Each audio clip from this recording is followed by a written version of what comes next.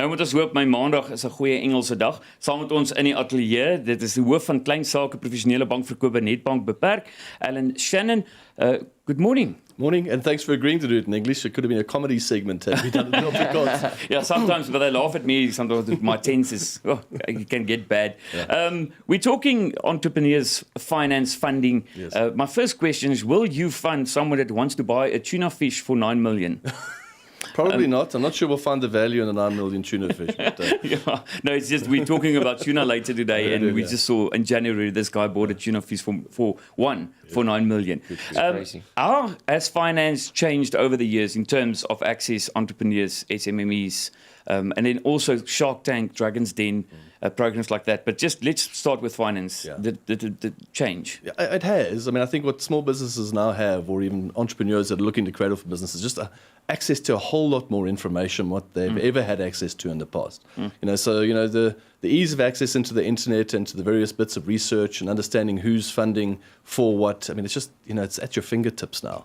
And of course, that didn't exist 15 to 20 years ago. And so they just have so many choices to explore now. So access has most certainly changed. And even if I think like crowdfunding, you think it was like, it's not threatening to banks. It's helping the entrepreneur, but all of a sudden I think banking, you guys must also think how we're going to adapt into this new world we're moving into. Well, I mean, crowdfunding is an interesting one because I think, in fact, so what is traditional commercial banks, what we're not particularly good at is helping entrepreneurs with startup capital to get their businesses sorted out. So, crowdfunding is a really awesome mechanism. And you mentioned the likes of Shark Tank. I mean, what those things have done in terms of providing access to funding has been remarkable. And so I don't see them as crowdfunding as being a threat to necessarily us as banks. I actually see us as being able to complement each other quite nicely because, crowdfunding, what it'll help you do is sort of weed out some of the not so good ideas, back the really good ideas. And it's the good ideas that we as banks also want to get involved in. But not necessarily with the provision of that startup capital. And it's, for me, the only problem with something like Shark Tank, it's not big. It's not, if you take a medium or small business, giving him 250,000 is not really going to change his life. He needs 25 mil. Yeah. So it's actually very small business. What is marketplace lending? For me, that was a new concept. Well, so marketplace lending is actually not a new concept. Yeah. Marketplace lending actually exists before even the establishment of banks hundreds of years ago. And so as a phenomenon, it's not new. How it's done nowadays is new. Yes. Because again, we've got access into the internet, everything's being digitized. So accessing marketplace funding and providing marketplace funding now happens differently, of course, than what had happened hundreds and hundreds of years ago. But it's also got a really relevant place because again, as commercial banks, our core competence is not necessarily providing sort of startup capital for the small businesses. And marketplace funding can do exactly that. And crowdfunding is one of the examples of marketplace funding, if you like. Okay. But a practical example of marketplace funding? Yeah, so you mentioned crowdfunding. Yes. I mean, so again, that can be accessed via the internet. Quite an interesting one we've been exposed to recently is a bunch called Thunder Fund. Okay. And what you've got there is a platform for entrepreneurs to showcase their idea, their concept, and giving the community out there a sense as to how much money it would help take them to get that concept off the ground. And what you've got is members of society being able to sort of access this, again, very easily via the internet, and contributing towards getting these small businesses funded and starting up. And then it's thereafter where I think we have a very important role to play as banks. If you look at risk, startups always bigger risk than someone that's more established. Yes.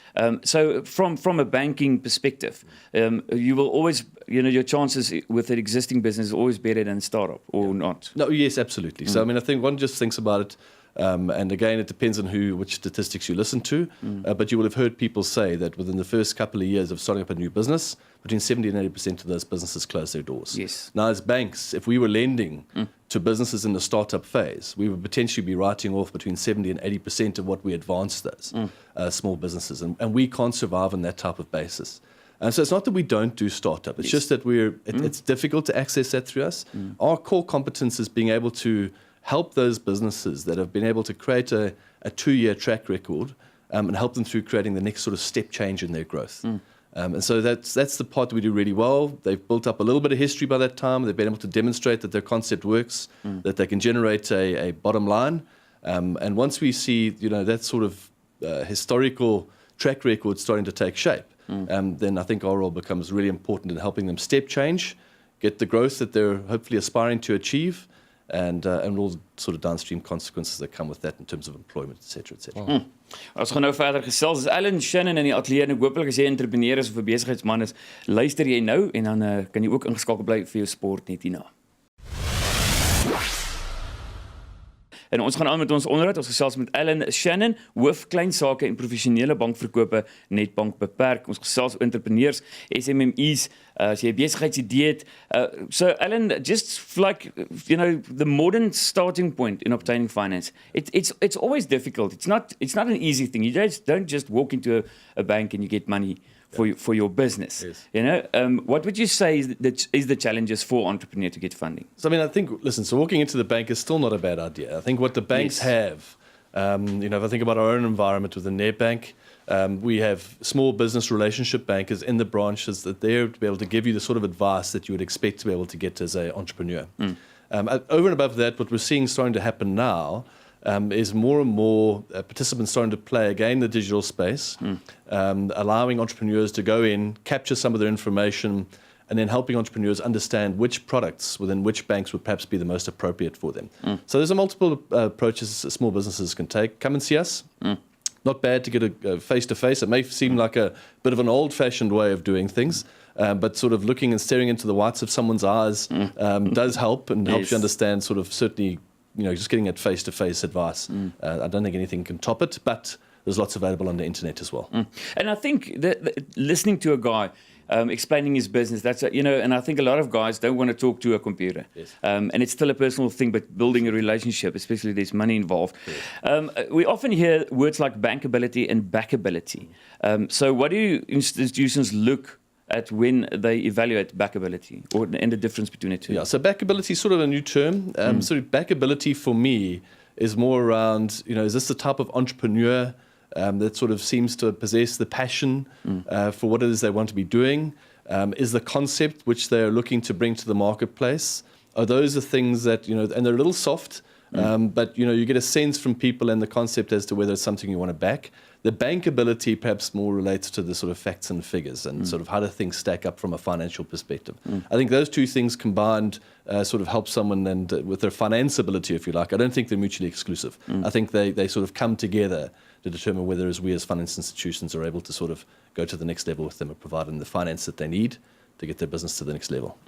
Maybe a curveball question that just came up in my mind now. New guys, entrepreneurs, businesses with BEE.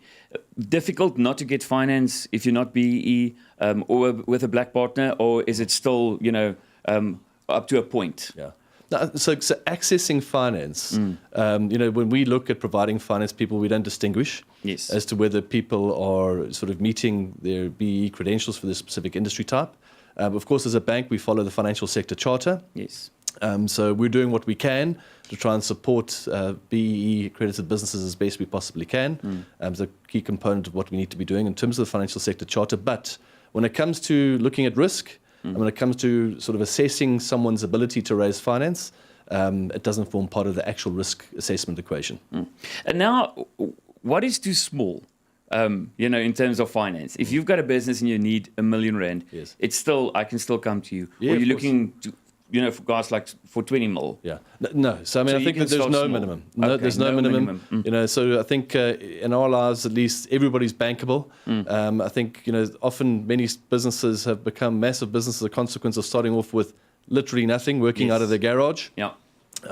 When he has to look at Microsoft as perhaps the most, I guess, prominent example of that. But there's no deal too small. I think our big thrust is to make sure that we're doing what we can to provide the finance no matter what the size, specifically because, we've got an unemployment problem to solve within this country. Yes. And we certainly see as Nedbank that one of the ways to go about addressing it is backing small businesses as best we possibly can. Yeah. And I still think, it's the best way to change the economy and the country, because especially in South Africa, if you give 10 people a job, it influences 100 people. Absolutely. And it's so important. Ellen Shannon is ook saam met ons in die ateljee, hoof van kleinsake professionele bankverkope by Nedbank beperk. Ellen, if we talk risks is it still certain industries, comparing mining to retail, what is big risk businesses? So it is, when we look at risk from a small business perspective, I'm not sure we distinguish too much between industry types. Okay. I think the risk that we see within small business, who are people who are trying to enter a market that, one, is potentially saturated within their specific geographical environment, or two, they're not bringing something distinct themselves into the marketplace. So there's always going to be a place for retail. But you've got to try as an entrepreneur figure out what is distinguishing you from the large competitor a couple of doors down. And so, unless you're applying something that's going to distinguish you from the competition, I think that's when you're running yourself at risk. But we would be sort of very reluctant, specifically a small business sort of context, to sort of label certain industries as being risky. They all possess the risks, yes. But I think the risk is more what you don't bring to the table as an entrepreneur to distinguish yourself from who you're competing against in that market. If we think technology or look at technology, a guy comes to you and say, listen, I've got an app. We're working on this app. It can become $1 million or $1 billion rand industry like an Uber. Different kind of finance, different kind of way the bank looks at technology. Yeah. So again, there's a lot of that taking place at the moment. Yes, So you've got a lot of people, and we do get those type of approaches. And I'm not sure that as a bank, we're in a great position, specifically again from a small business point of view, to distinguish those apps that are going to take off and make people billions, as they have in the case of Uber, and those ones that are just sort of never going to materialize into something significant. So that would be perhaps more a venture capitalist type of approach, as opposed to us providing startup funding for those type of enterprises. How do you think banking is going to change in future? Or, because of technology and everything's changing. Yes. So digital is going to become a far more prominent role. I think what you'll see is more and more people selecting for self-service channels, being able to do what they want to do from their couch within their home. Perhaps less face-to-face, more video linking. But I mean, what banks do will need to remain, for decades, and it's hopefully millennia to come, because people are going to consistently have requirements to borrow. People are going to have requirements to transact and to invest. And I think that much will remain intact. How people go about accessing all those services is a bit that we think will probably change, not probably, will change in the medium to long term. Alan, thank you so much on this Monday. And hopefully there's some entrepreneurs that's going to knock on your door.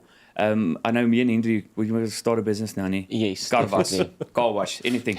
So thank you so much for your time. Pleasure. Great. Dit was Alan Shannon, hoof klein sake professionele bankverkope by Nedbank beperk. So maak seker jy kom by hulle uit om uit te vind hoe kan jy jou maatskappy laat groei.